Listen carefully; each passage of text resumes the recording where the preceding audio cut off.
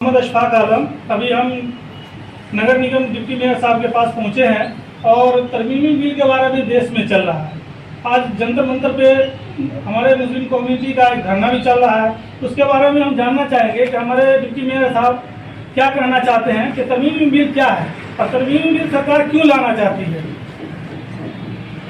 मैं हूँ मिथिला का स्वागत करके हमारे साथ शमशुल हक खान साहब पूर्व प्रमुख हैं रेगा प्रखंड के, और सशक्त स्थायी समिति के जमील अंसारी साहब भी आपके साथ हैं। जिसे आपके नॉलेज में बातें नहीं थी तो बता देते हैं। वक्त तरमीमी बिल में जो अभी धरना चल रहा है ये मुस्लिम इशू नहीं है, ये संविधान के खिलाफ में है। जो देश का आईन दस्तूर बाबा साहब ने बनाया, राष्ट्रपिता महात्मा गांधी ने, पंडित जवाहरलाल नेहरू ने, मौलाना आजाद ने, उस दस्तूर को छेड़छाड़ करने की साजिश है। कहा जाता है अगर घर को छेड़िएगा, माने न्यू को छेड़िएगा तो मकान। आज जो लोग बैठे हुए हैं तो मुझे फक्र है इस बात पर कि एक बड़ा जत्था हिंदू का पप्पू यादव की शक्ल में कांग्रेस पार्टी के जावेद से लेकर के, कांग्रेस पार्टी से लेकर के देश की भाजपा छोड़ के सारी पार्टियां वहां मौजूद है। ये हम कैसे मान लें कि ये मुस्लिम इशू है? ये देश का इशू है। और मठ मंदिरों की और खानकाहों की, दर्शगाहों की हिफाजत के लिए अलग से कानून बना हुआ। उस कानून में छेड़छाड़, all India Muslim personal law board और एक तर्जीमा है ना, तो ये दोनों मिलके पूरे देश के जिला में ये सिर्फ जंतर मंतर पर कहने से नहीं होगा। और ये कब तक चलेगा बता नहीं सकते। एक लोकपाल बिल लाने के आंदोलन के बुनियाद पर देश की सरकारें आपस में हिल उल गई। यही एक बहाना है देश की सरकारों को हिला देने का। और इसमें जो हम वतन भाई हिंदू समाज के लोग जो सेकुलर मिजाज के हैं, और चाहे यूपी में अखिलेश यादव और बहुत सारे लोग हैं, बिहार में तेजस्वी यादव है, वहाँ शरद पवार वगैरह है, माने ऐसे ममता बनर्जी जी है, चंद्रबाबू नायडू, नीतीश कुमार, सब लोग तो सेकुलर मिजाज के लोग हैं।